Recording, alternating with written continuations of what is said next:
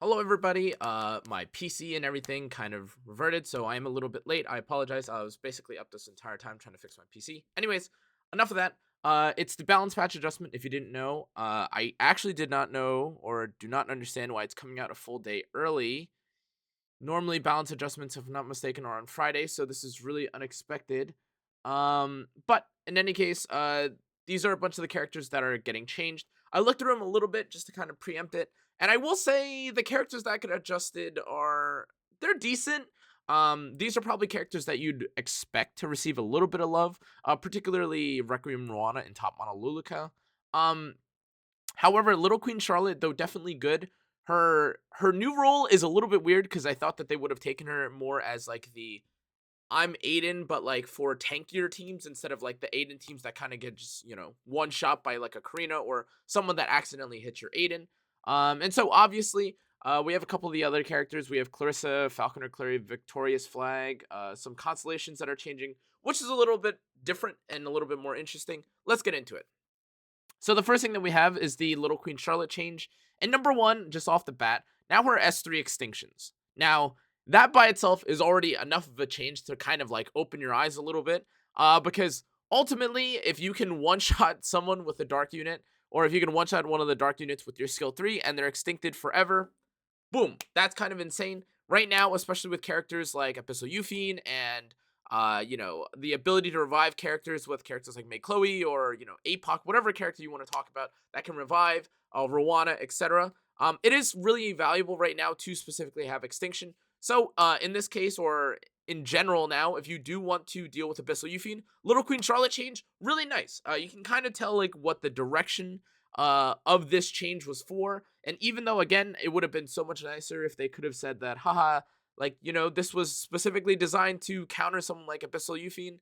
Um, that's pretty much what they're, I guess, subtly hinting towards or foreshadowing with like when they're talking about like I guess like who they were trying to be strong against, specifically for LQC. The critical chance imprint is, I guess, decent. You need even less crit chance. Um, it's just more value. It's just more stat.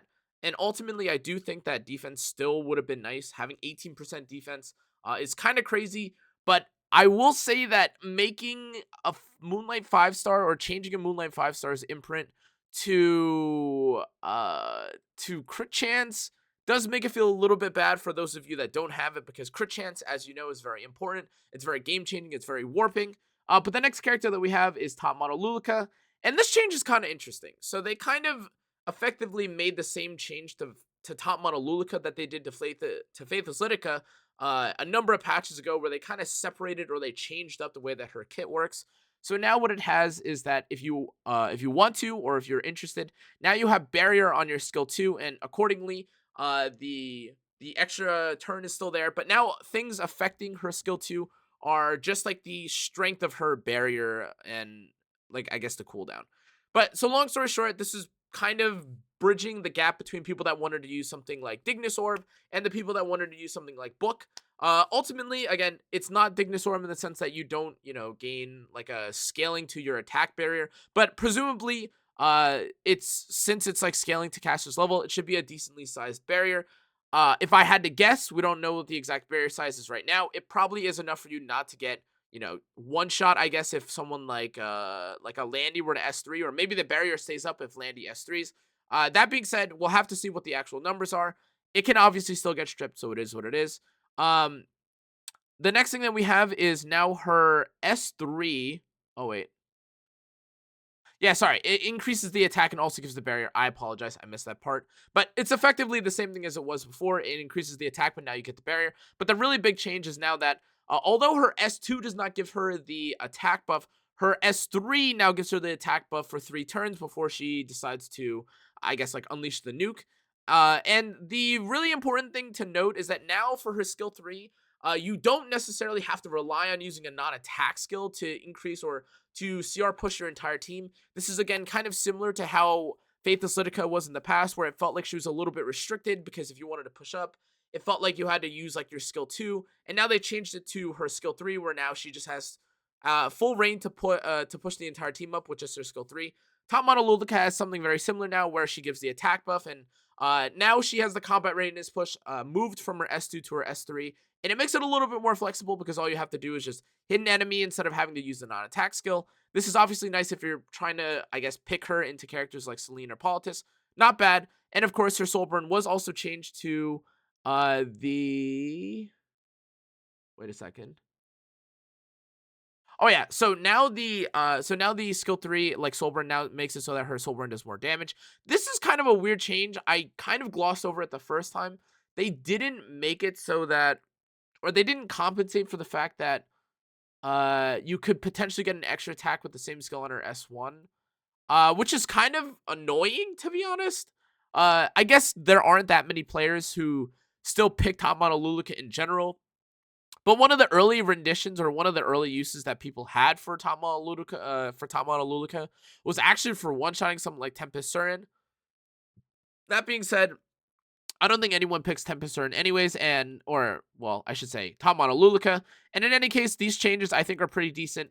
For top model Luluka, I'm pretty happy with this because again, this is basically just giving her an extra artifact slot. Just as a bit of a spoiler, there are a few stat changes to her and some of the other characters that may be addressed or talked about.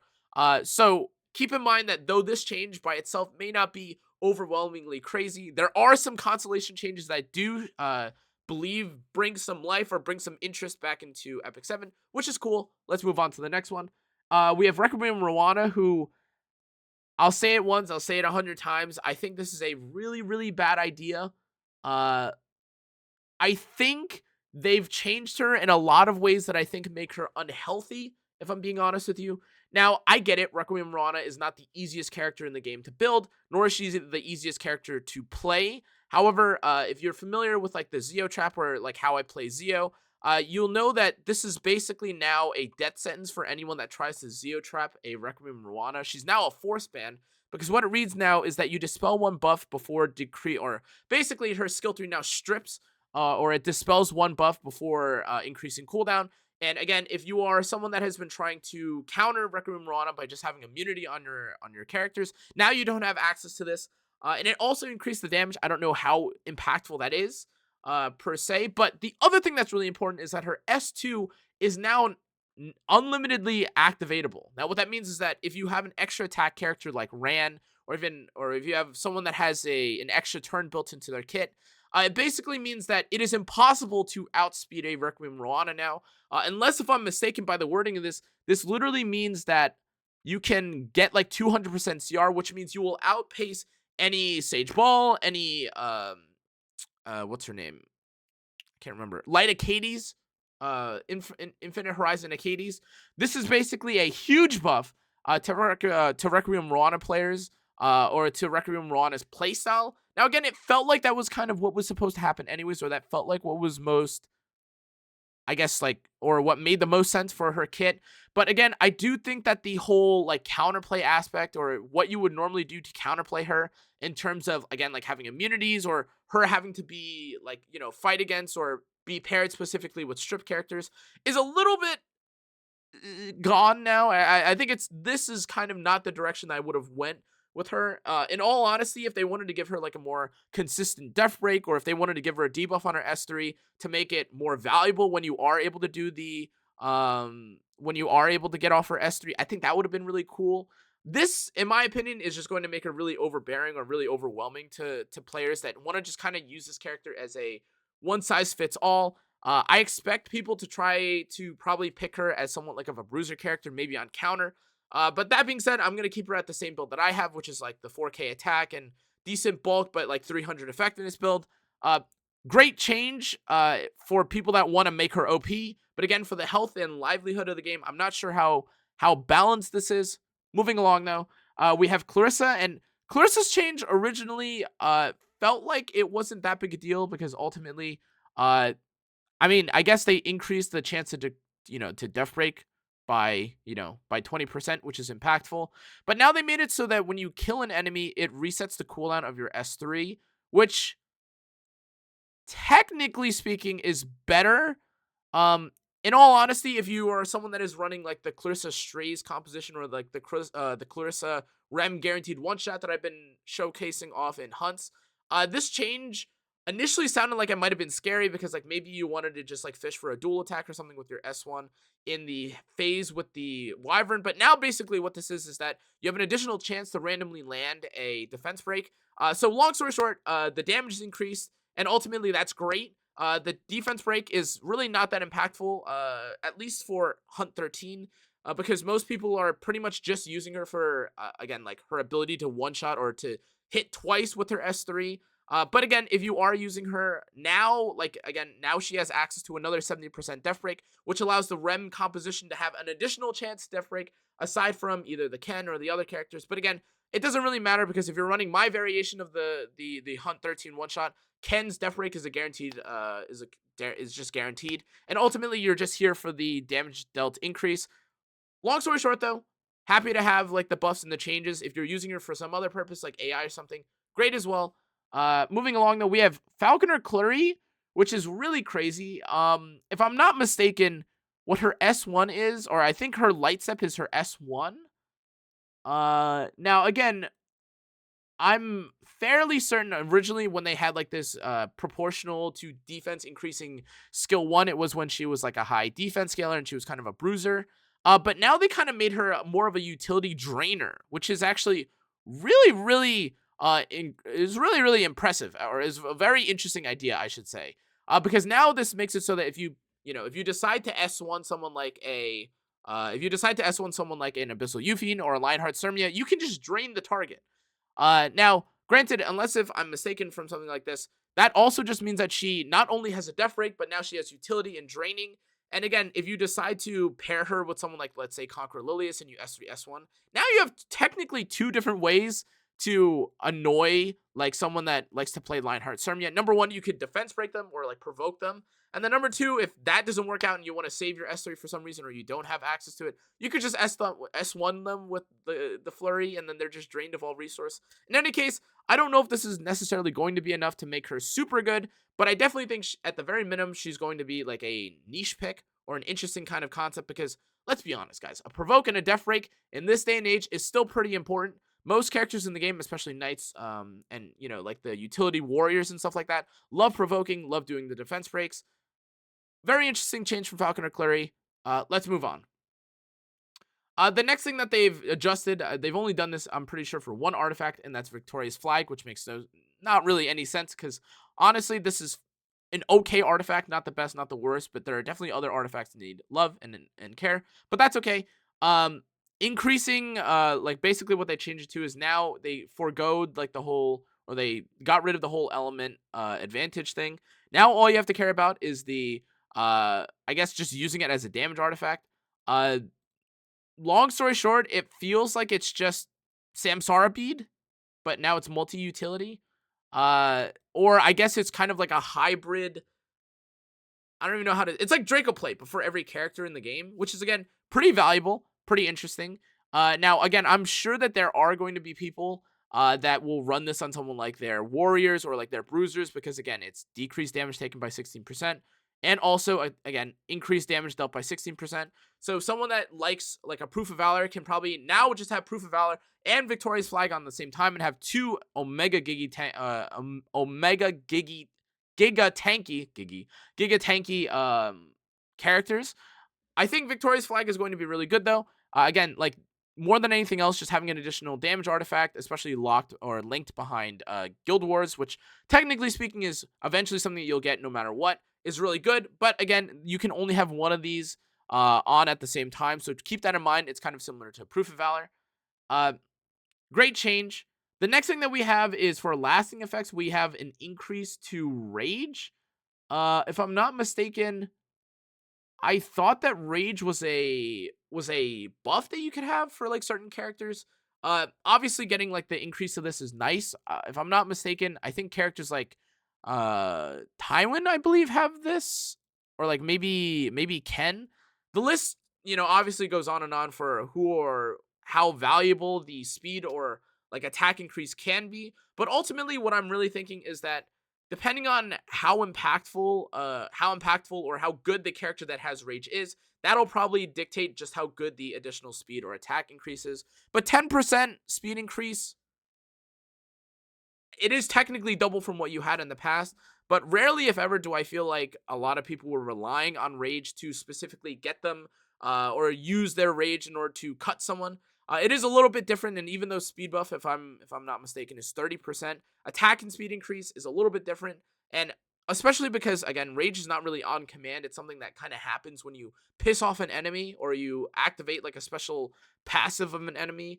I don't know how impactful this is going to be, but more than anything else, nice attack increase, nice speed increase, great.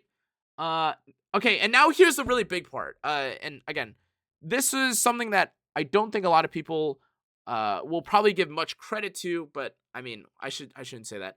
A lot of people will see the first initial kind of, units that were adjusted and kind of say like, oh, well, these are like, maybe there's not enough characters that have been adjusted, or maybe like, why did they buff LQC? But in all honesty, these changes are actually pretty significant. You have a crit chance increase for Leo mages. And again, I'm not entirely sure where this is coming from, because I don't know how like these like numbers are necessarily being changed. But if I'm not mistaken, this first awakening says or like the awakening says that they gain 6 speed, but this is just, I don't know if they just adjusted their stats so they have the 6 speed built into their kit, but at least from what I can see, there's no real change to the speed of the character. And long story short, it just looks like they gained additional crit chance. Um, Again, not really sure how the stats add up quite like that, but it is what it is. There's also just, again, more attack. This is like an 18% increase in attack, and formally on this side it's 15. I don't really know where the stats are coming from, or where like how this is only 23% crit chance instead of something else. But long story short, more crit chance to build some of these characters, or to build a lot of these DPS mages, is huge. Very good. Everyone loves additional or free crit chance. I'm gonna have to re-gear mine though, because now I have additional crit chance, or overcapped on crit chance. Misty Chain is Misty Chain. I don't think anyone is really using this character, in all honesty. The Virgo mages, we have Architect Leica. Now this is kind of crazy, because here's the thing. Calric and Architect Leica are some of the characters that sometimes you see them outspeed you, and then you're like, wow, this game is so pay to win. I can't believe I just lost. And then you're like upset. But now they could do it at an even increased or a better rate, because now they're 121 base speed as opposed to 119.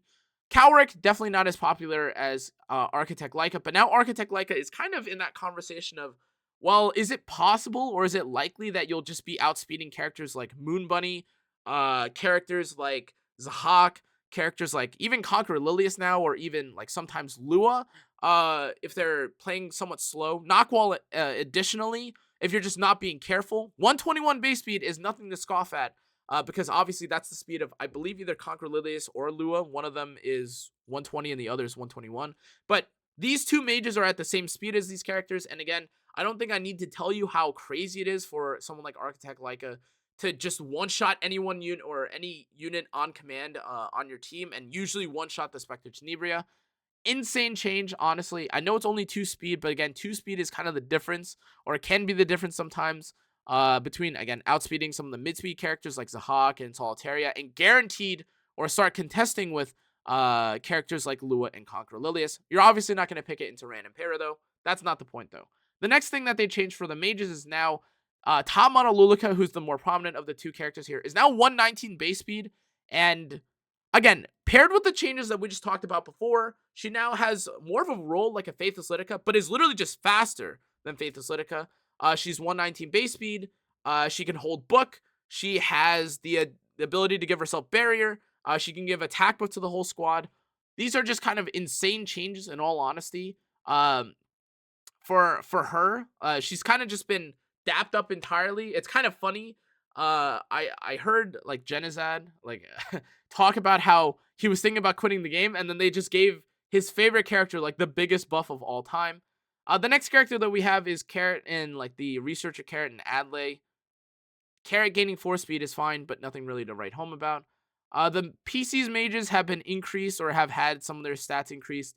So now we have Alots, who's now 117 speed and has more HP. Now, again, Alots is definitely one of my like favorite gameplay style characters, obviously because he gives 100%, or he gives 100% combat readiness push on his S2. And since they got rid of like the really weird changes that we're going to do to him formally with the balance change, he's still what he was before, and he can still use stuff like, Spirit's Breath and PvE. But The 5 additional speed is pretty good. You are now actually technically able to compete with characters like Knockwall and Flitica with auxiliary lots, or actually outspeed them, which is pretty impactful. Another really interesting thing to note is that if you just put 3 more speed on this character, you are again competing with the Conqueror Liliuses and the Luas, which is kind of what everyone is running right now when it comes to speed and contesting. He doesn't really care about Ran, in all honesty. Maybe the characters that you drag up with auxiliary lots care a little bit more, but if you're picking someone like Vildred to push up, or if you're picking someone like BBK to push up, neither of those characters care about Ran either. And in that case, like, having this 117 speed makes him a little bit more interesting. Again, you are definitely now competing or outspeeding a lot of the other mid-speed openers. And the final character that we have is Ferrado, who is now 115 base speed, and, well, it's Ferrado. But in any case, guys, this is actually a pretty decently sized balance change.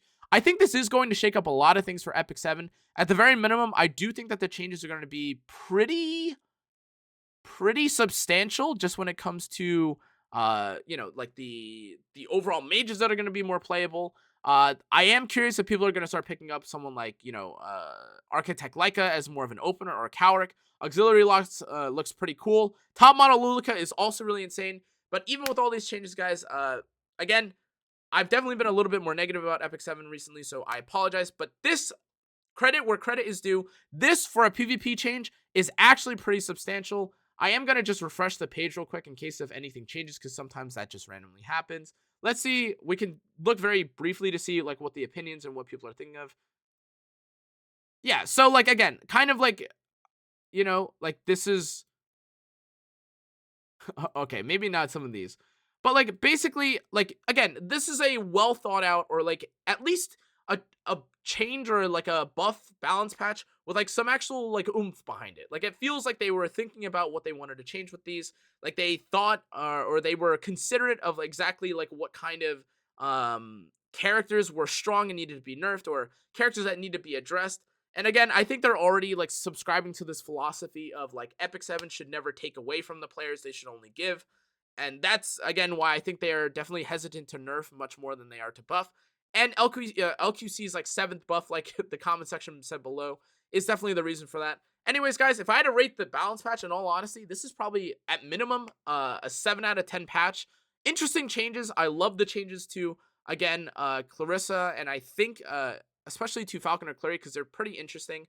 Falconer's Clary's, I should say, is interesting. I think Clarissa's is just nice because I love to run that one shot. But in any case, guys, I don't really know how I feel about Requiem Ruana's buff. I think it's a little bit of an overtuned buff.